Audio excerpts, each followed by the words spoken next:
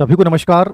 आज का session RPSC लोक सेवा आयोग द्वारा आयोजित किए जाने वाले विभिन्न भर्तियों के लिए साक्षात्कार के संदर्भ में है। अमूमन सबसे बड़ा डर होता है इस प्रक्रिया का। जब आप लिखित परीक्षा पास कर लेते हो, आपके बहुत अच्छे नंबर भी होते हैं, तो भी आपके मन में एक डर होता है कि यदि मेरा इंटरव्यू अच्छा हुआ नहीं तो क्या होगा। क्योंकि लिखित परीक्षा में कहीं आपके व्यक्तित्व का परीक्षण नहीं है। आपने बहुत अच्छे से पढ़ा चीजों को, आपने उनको अभिव्यक्त कर दिया, लेकिन यहां आपके अंदर डर रहता है कि 4 लोग मेरे सामने बैठे हैं, उनके सामने क्या मैं अपना प्रेजेंटेशन दे पाऊंगा कि नहीं दे पाऊंगा। ज्ञानात्मक पक्ष की जांच हो चुकी होती है, लेकिन यहां भावात्मक और क्रियात्मक ये तीनों पक्ष जुड़ जाते हैं, वो बन जाता है साक्षात्कार। अब चूंकि सहायक आचार्य असिस्टेंट प्रोफेसर के लिए इंटरव्यू का एक बड़ा रोल है, 24 नंबर का इंटरव्यू होता है, तो आज का जो सेशन है वो स्पेशली सहायक आचार्य इंटरव्यू को लेकर मेरा है। कुछ डर हैं आपके दिमाग में जो मैं निकालना चाहूंगा, बेसिक बातें मैं आपको बताना चाहूंगा जो आपको फॉलो करनी है। यद्यपि आप कहीं भी अलग अलग प्रकार के इंस्टीट्यूट ये मॉक इंटरव्यूज का आयोजन करवाते हैं, आप ज्वाइन कर सकते हैं, बट मुझे नहीं लगता कि बहुत ज्यादा जस्टिस होता है, क्योंकि बहुत सारी चीजें आपको खुद को तैयार करनी होती हैं। साक्षात्कार में बहुत सारी चीजों का योगदान है, और जिसमें सबसे बड़ा योगदान है आपके मनोवैज्ञानिक पक्ष का। साइकोलॉजिकली आप कितने स्ट्रांग हैं, इस पे आपका साक्षात्कार का रिजल्ट डिपेंड करता है, क्योंकि ज्ञान का पक्ष का आपकी जांच हो चुकी है। अब मैंने जैसे कहा कि आप बातों को कैसे रख पाते हैं, आप अगले के सुन के कैसा रिस्पॉन्स दे रहे हैं, आपकी बॉडी लैंग्वेज क्या बोल रही है। और चूंकि सहायक आचार्य साक्षात्कार में टीचिंग का भी एक बड़ा योगदान होता है, वहां भी आपको बहुत सारी चीजों का ध्यान रखना है। मैं मानता हूं कि 4 से 5 चीजें साक्षात्कार में बहुत बड़ी हैं, जिनका आपको याद रखना है, जिनके ऊपर आपको ध्यान देना है। सबसे पहले आपका परिवेश, जो आपकी एंट्री होती है, वो बहुत इंपॉर्टेंट रोल अदा करती है। परिवेश एंट्री का कैसे रोल है, कई बार इसको लेकर बहुत सारे कंफ्यूजन है। मैंने दोनों बार इंटरव्यू दिए, दोनों मैंने घर पे नॉर्मली तैयारी की मेरे दोस्तों के साथ, और मेरे अंदर कॉन्फिडेंस इस चीज को लेकर था कि मेरा बहुत बेहतर होगा। और आदमी के अंदर ये कॉन्फिडेंस है ना कि उसका बेहतर होगा, तो आप चाहे आपको कुछ भी नहीं आए ना, तो भी आपके अपने आप सवाल निकलते हैं, जवाब निकलते हैं। परिवेश आपका हो तो बड़ी विनम्रता के साथ होना चाहिए। विनम्रता मतलब चेहरे पे डर नहीं दिखना चाहिए। बड़ी विनम्रता के साथ आपने प्रवेश किया, और जैसे प्रवेश किया तो आप चेयरपर्सन जो बीच में बैठे हैं उनको आप अभिवादन करेंगे, नमस्कार करेंगे, लेकिन उसके साथ आपके ये जो हाथ अभिवादन है वो इसके साथ साइड वालों के साथ भी आपका यूं झुकेगा। यदि वहां लेडीज मेंबर है तो आप उनको अलग से भी प्रणाम करने का एक तरीका, औपचारिक तरीका बताया जाता है, जो आप यूज कर सकते हैं। चलिए ठीक है। उसके बाद जैसे आप चेयर के पास, आपको खुद नहीं बैठना होता है, आपको मेंबर बोलते हैं कि आप बैठिए, अपना स्थान ग्रहण कीजिए। आप जैसे स्थान ग्रहण करेंगे उसके बाद आप उनको धन्यवाद बोलते हैं। ये तो औपचारिकता है, लेकिन ये औपचारिकता आपके व्यक्तित्व को दर्शाती है। ये औपचारिकता सामने वाले मेंबर के नजरिए को आपके प्रति चेंज करती है। फिर जैसे आपका शुरू होता है, इंटरव्यू शुरू होता है, तो आप यूं नहीं है कि आपकी अंगुलियां, कई बार होता है, जैसे मैंने अभी इंटरव्यू करवाए, निःशुल्क करवाए हमने हमारी कॉलेज में, और उनमें से 11 बच्चों का हमने करवाया हिंदी के लिए, लेकिन मुझे उम्मीद है कि कम से कम 5+ बच्चे फाइनल असिस्टेंट प्रोफेसर बन जाएंगे। जयपुर में भी हम एक प्रोग्राम रखेंगे, वो भी चार्जेबल होगा, बट जो भी है आपने जहां भी दिया होगा कुछ चीजें, तो कुछ बच्चे क्या करते हैं, अंगुलियों को बार बार ऐसे ऐसे। आप जहां चेयर पे बैठे हैं वहां आराम से हाथ को यूं रख सकते हैं, यूं रख सकते हैं। आपकी ये नहीं ऐसी हरकतें आपके बीच में, यहां हाथ लगा रहे हो, यहां लगा रहे हो, ये चीजें आपको प्रैक्टिस करके जानी है, और मनोविज्ञान रूप से मजबूत होकर जाना है कि मुझे ऐसी कोई हरकत नहीं करनी, क्योंकि ये हरकतें सामने वालों का ध्यान डिस्टर्ब करती हैं और वो आपकी माइनस पॉइंट बन जाता है। उसके बाद जैसे मान लीजिए मेंबर ने आपसे प्रश्न पूछा कि चलिए आप अपना परिचय बताइए, तो परिचय जब बताया जाता है, या मान लीजिए परिचय पूछा जाता है, तो आपका परिचय ऐसा होना चाहिए कि प्रत्युत्तर नहीं बन पाए। आपने आधा अधूरा परिचय दिया, उससे उनको ये लगा कि इनको परिचय देना भी नहीं आता और ये प्रोफेसर बनने जा रहा है। तो परिचय में सब चीजें, एजुकेशन क्वालिफिकेशन से लेकर वर्तमान में आप क्या कर रहे हैं, आप पूरा का पूरा बताइए। उसी से 4-5 चीजें और पूछी जा सकती हैं, बट वो चीजें वो बताएं जिनको लेकर आप अपना साक्षात्कार करवाना चाहते हैं। कई बार बच्चों के मन में कंफ्यूजन होता है, सर मैंने उस समय पीएचडी नहीं दिखाई, अब मैं पीएचडी दिखाता हूं तो मेरे से क्या प्रश्न पूछे जा सकते हैं। 100% प्रश्न पूछे जाएंगे। आपका टॉपिक क्या है, रिसर्च क्या होता है, हाइपोथेसिस क्या होती है, आपने यही टॉपिक क्यों चुना, आप इसकी क्या प्रासंगिकता देखते हैं, क्या इससे पहले इस पर रिसर्च हुआ है, तो वो सब चीजें आपको तैयार करनी पड़ेंगी। नहीं दिखाया तो आप रहने दीजिए। आप ये सोचते हैं कि उससे कोई बड़ा प्लस पॉइंट होता है, नेगेटिव पॉइंट होता है, ये कुछ नहीं। आप जितनी कम चीजों के साथ जाते हैं उतना बेटर होता है। ठीक है, अपने आप को इस लेवल पे तैयार करना है कि मैं इंटरव्यू की दिशा मोड़ सकता हूं। ये कैंडिडेट में दम होना चाहिए, वो चाहता है तो, अन्यथा वो ऐसा फंस भी सकता है कि वो जैसे चाहेंगे वैसे आपको उस तरफ उलझाते जाएंगे और आप उलझते जाओगे। आपका मनोविज्ञान, आपका भावनात्मक रूप से मजबूत होना आपको साक्षात्कार का विजेता घोषित करता है। तो जैसे ही उन्होंने शुरू किया कि सर आपका परिचय हुआ, फिर आपसे बेसिक प्रश्न पूछने शुरू करता है मेंबर। आजकल एक परिवर्तन और हुआ है जो आप बड़ा याद रखना, कि पहले जो होता था कि सब चीजें मतलब नाम के अकॉर्डिंग बोला जाता था, इस बार क्या किया है कि टोकरी में कुछ लिस्टें डाल दी जाती हैं, पर्चियां डाल दी जाती हैं। ये नया चेंज है। आपको एक पर्ची उठानी पड़ती है वहां से, सभी जो कैंडिडेट 8-8 के 2 आपके पैनल बने हुए हैं, तो वहां एक पर्ची उठानी पड़ती है, उस पर्ची में जो नंबर आ गया वही आपका नंबर होता है। जैसे आपका 7 नंबर आ गया, 5 नंबर आ गया, ये हमने किया भी था। तो 5 या 7 नंबर जो आ गया उसके अकॉर्डिंग आपको वहां आपकी पहचान है, वहीं आपको बुलाया जाता है, उसके अकॉर्डिंग आपसे प्रश्न पूछे जाते हैं। बट आपकी बेसिक जानकारियां उनके पास होती हैं उस कोड के अकॉर्डिंग, ठीक है। तो वो उनसे रिलेवेंट लेके प्रश्न पूछ सकते हैं, एजुकेशन क्वालिफिकेशन को लेकर प्रश्न पूछ सकते हैं आपको, आप जहां से बिलोंग करते हैं। क्योंकि मेंबर जो होता है वो शुरुआती प्रश्न पूछता है, बड़ा सरल प्रश्न पूछता है ताकि आपका कॉन्फिडेंस थोड़ा सा गिरे नहीं। तो वो आपके जहाँ से आप बिलोंग करते हैं, मान लीजिए वर्तमान सर्विस में आप एजुकेशन में स्कूल लेक्चरर हैं, सेकंड ग्रेड हैं, तो आपसे वहाँ से पूछेंगे कि क्यों आना चाहते हैं आप कॉलेज प्रोफेसर में, क्या अंतर है दोनों में। अच्छा, स्कूल एजुकेशन की कोई बहुत बड़ी योजना हो, जैसे एनईपी 2020 बहुत चर्चित है, तो इसका कॉलेज एजुकेशन पे क्या प्रभाव पड़ेगा, ठीक है। तो ये आपको जिस कार्य क्षेत्र से आप आते हैं उसका आपको पूरा नॉलेज होना चाहिए, जिस जिले से आते हैं उसका पूरा नॉलेज होना चाहिए, और आप राजस्थान की वर्तमान में एक समसामयिक घटनाएं क्या है। राजस्थान की वर्तमान सरकार में जैसे मान लीजिए कोई महिला है तो पूछ लेगा महिला उप मुख्यमंत्री कौन है, राजस्थान के भी ये फिलहाल योजना कौन सी चल रही है, ठीक है। राजस्थान का हाल में ये जिला चर्चित रहा, क्यों, क्या रीजन था वहां पे ऐसा। तो ऐसी कोई भी घटना, यानी आपको करंट मेंबर का जो, मान लीजिए 3 सदस्य बैठे हैं तो कोई बात नहीं है, 4 बैठे हैं, नॉर्मली 4 बैठते हैं, तो जो बीच में मेंबर बैठे हैं आपको पता चल जाएगा कि मेंबर हैं, अलग ही दिख जाएंगे आपको। तो वो शुरुआत करते हैं, तो उनका जो प्रश्नों का सिलसिला होता है वो विशेष पे ज़्यादा नहीं होता है, उनका आपके जिले से, राजस्थान की कोई करंट घटना है, भारत की कोई घटना है, ठीक है। आपको अखबार से रिलेवेंट प्रश्न पूछ सकते हैं कि आज का अखबार आपने पढ़ा है क्या, ठीक है, तो उसमें हेडलाइन क्या थी, ऐसे प्रश्न बहुत बार पूछे जाते हैं। वो नॉर्मली चेक करने के लिए आप माइंडफुलनेस कितने, सजग कितने, तो आपको बेसिक चीज़ें आपको जरूर पता होनी चाहिए अपने जिले के बारे में, वहाँ की कोई स्पेशल चीज़ है, आप जिस विषय से बिलोंग करते हैं उस विषय का कोई वहाँ का प्रसिद्ध कवि हो, प्रसिद्ध इतिहासकार रहा हो, वहाँ की ज्योग्राफी में कोई ऐसी चीज़ हो, तो वो आपको ध्यान रखनी चाहिए। तो वो शुरुआती जो 5 से 7 मिनट है वो ऐसे बेसिक प्रश्न आपसे पूछेंगे। कोई भी वो ऐसा कोई मुद्दा उठा सकते हैं कॉलेज एजुकेशन को लेकर, आप प्रोफेसर ही क्यों बनना चाहते हैं, हम आपको प्रोफेसर क्यों बनाएं, ठीक है, आपकी इस एजुकेशन क्वालिफिकेशन में 3 साल का अंतराल था, वो क्यों था, आप इतने समय तक बेरोजगार थे, क्या कर रहे थे। तो बहुत सारे ऐसे सवाल होते हैं जो आपसे पूछे जा सकते हैं और आपको उनके लिए तैयार रहना है। यद्यपि आरपीएससी का लेवल इतना ज़्यादा हाई नहीं है, बट फिर भी अपन उम्मीद करके जाएं, अपन अपनी मानसिकता बना के जाएं कि ऐसे सवाल पूछे जा सकता है। उसके बाद जैसे वो एक्सपर्ट्स पे आता है, तो एक्सपर्ट जो होता है, मैंने कहा ना 4 चीज़ों में आपका होता है। आपने परिवेश बहुत अच्छे से कर लिया, फिर उसके बाद आपका परिचय संबंधी आपका जो बायोडाटा है, जिला है, ठीक है, तो उनसे संबंधित जो चीज़ें हैं वो आपसे पूछी जा सकती हैं, ठीक है। करंट समसामयिक की जो चीज़ें हैं, राजस्थान की प्लस भारत की ऐसी कोई चीज़ है वो आपसे पूछ सकते हैं। कोई बड़ी चीज़ नहीं है कि वो आपसे ये भी जानकारी रखना चाहते हैं कि कॉलेज एजुकेशन में आप जाओगे, किशोरावस्था के बच्चों को आपको पढ़ाना है, तो वहाँ आपसे भी अपेक्षा की जाती है कि विश्व की कोई ऐसी घटना, फिलहाल इजराइल और ईरान के बीच युद्ध चल रहा है, तो आपको पता होना चाहिए, रूस यूक्रेन के भी युद्ध चल रहा है, तो हल्का सा तो नॉलेज होना चाहिए। अभी पैरा ओलंपिक गेम्स हुए हैं, राजस्थान से बहुत सारी खिलाड़ियों ने पदक जीते हैं, कौन कौन से ने पदक क्या जीते हैं, तो ये बेसिक जानकारियां आपसे अपेक्षित रखता है बोर्ड कि इतना नॉलेज तो आपको होना चाहिए कि आपके अगल बगल में क्या हो रहा है, राजस्थान प्लस भारतवर्ष में, विश्व भर में भी कुछ। तो ये आपका शुरुआती होता है परिचय, बायोडाटा, समसामयिक की, तो ये तो आपका बहुत स्ट्रांग होना चाहिए। मान लीजिए यहाँ 4% आप जवाब नहीं दे पाए तो आगे आपका कॉन्फिडेंस आ ही नहीं पाएगा।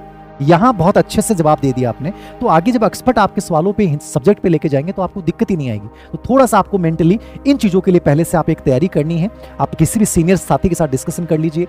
मैं भी जयपुर में एक प्रोग्राम करवाऊंगा इसका, वो चार्जेबल जरूर होगा, बट हम व्यक्तिगत रूप से वहाँ चीज़ें बताएंगे कि क्या क्या चीज़ें आपको ध्यान रखनी चाहिए। आप कहीं भी किसी से पूछ सकते हैं।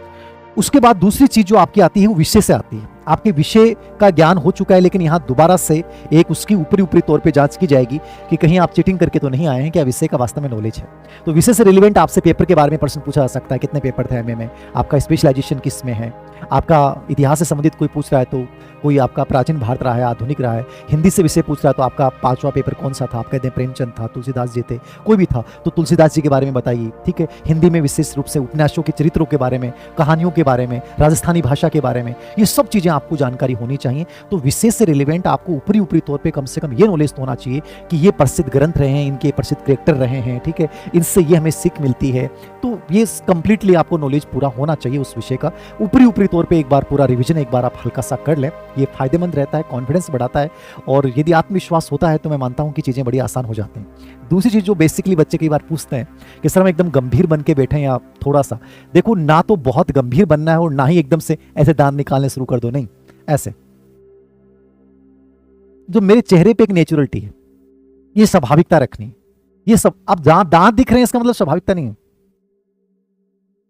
यूं, और आई कांटेक्ट, मतलब जब पर्सन मेंबर पूछ रहे हैं तो कंप्लीट आई कांटेक्ट, ऐसा नहीं है हाँ सर मेरा परिचय हिंदी विषय इतिहास में सर प्रताप महान, ऐसे नहीं, नजरें झुकी हैं मतलब कुछ छुपा रहे हो आप, नजरें यूं मिलनी चाहिए कि अगला लगे यार कॉन्फिडेंस है, आई कांटेक्ट एकदम यूं होना चाहिए और चेहरे पे एकदम से हल्का सा स्माइल फेस होना चाहिए। उससे अगले पे प्रभाव पड़ता है कि यार ये बंदा जब बच्चों को फेस करेगा कुछ देखे जाएगा ना, यार ये योग्य है इस पद के। यहां आपको गंभीरता नहीं दिखानी है बहुत ज्यादा कि ऐसे मुंह बना के नहीं बैठना है, स्वाभाविकता जैसे होना वैसे बैठ जाओ। कृत्रिमता मत ओढ़िए, झूठी लिबास मत पहनना। मैं कहूंगा बहुत अच्छा इंटरव्यू जाएगा आपका, नेचुरल बनना जैसे हैं वैसे, डुप्लीकेसी कहीं नहीं लानी।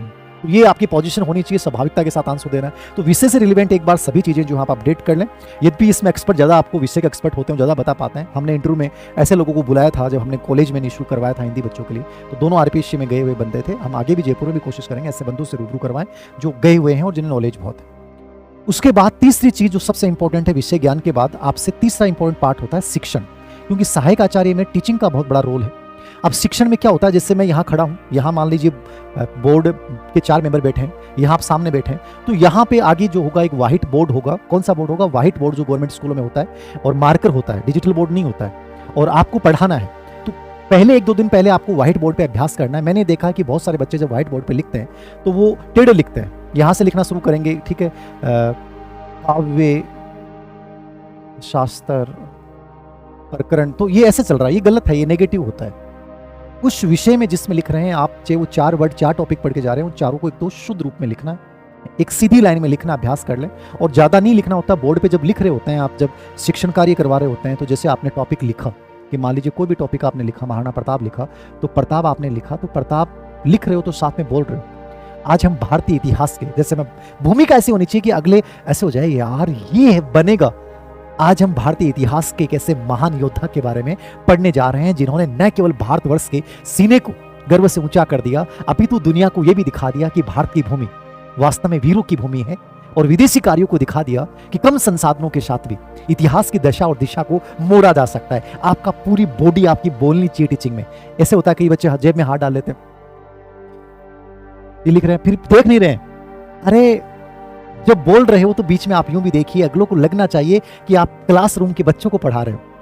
आपके सामने बच्चे बैठे हैं और आज उन बच्चों को आपको ऐसा पढ़ा के जाना है कि वो बच्चे याद करें कि सर ने क्या टॉपिक पढ़ा है। टॉपिक की शुरुआत इतनी गजब की, आपको मुश्किल से 1 से 1.5 मिनट मिलता है सर, 1 से 1.5 मिनट मिलता है, तो 1 से 1.5 मिनट में छाप छोड़ के आओ ना।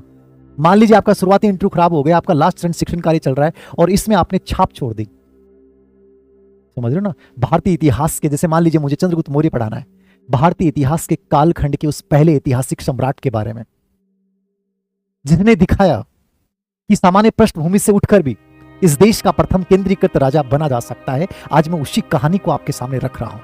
ये कहानी शुरू होती है चाणक्य के प्रतिशोध से। मतलब बोलो ना तो आपकी बॉडी वाइब्रेट होनी चाहिए।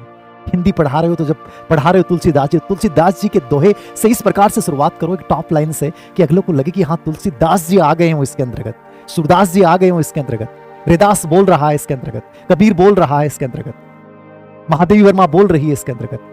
जो पढ़ा रहे हो ना वो बोलना चाहिए। ज्योग्राफी पढ़ा रहे हो तो मानचित्र ऐसा बनाया जोरदार तरीके से कि अगले मानचित्र को देख के हो गए कि हाँ यार ज्योग्राफी का टीचर है। जिस विषय को आप परोस रहे हो ना वो तुम्हारी पूरी बॉडी में बोलना चाहिए। यदि बॉडी में नहीं बोल रहा है तो तुम उसके शिक्षक नहीं बन सकते। ये आपका बड़ा इंपॉर्टेंट रोल अदा करता है। इसका अभ्यास कीजिए ना।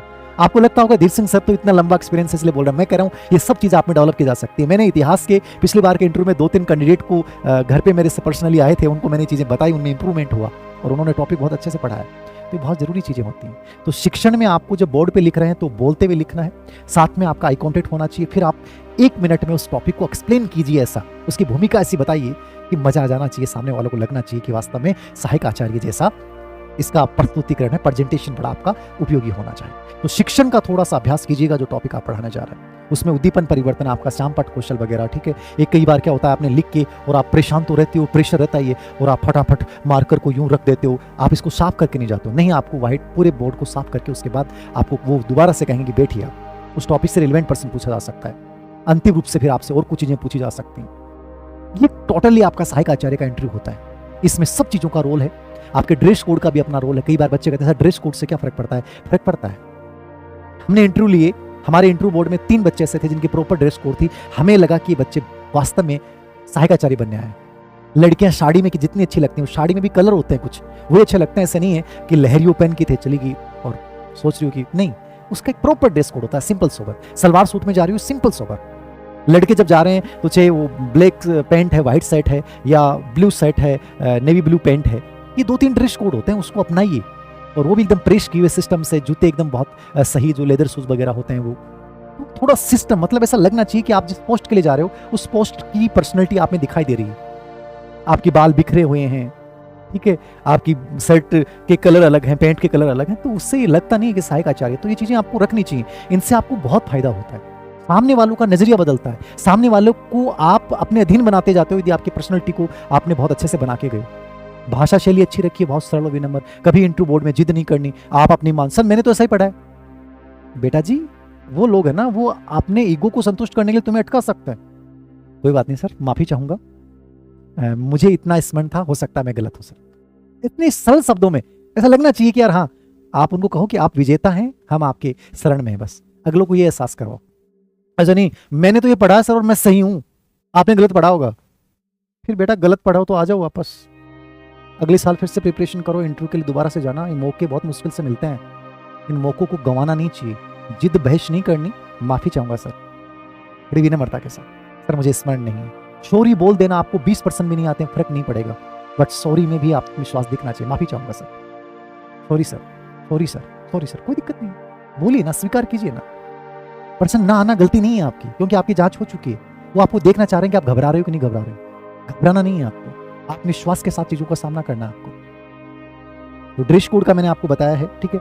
कुछ मनोवैज्ञानिक चीजें और भी बहुत सारी, खैर इंटरव्यू में बहुत सारा बोल सकता हूँ, मुझे बहुत सारी चीजें हैं कि मेरे खुद के इंटरव्यू बहुत अच्छे रहे हैं और मुझे इसका पर्सनली मनोविज्ञान का बड़ा मुझे फायदा मिला है।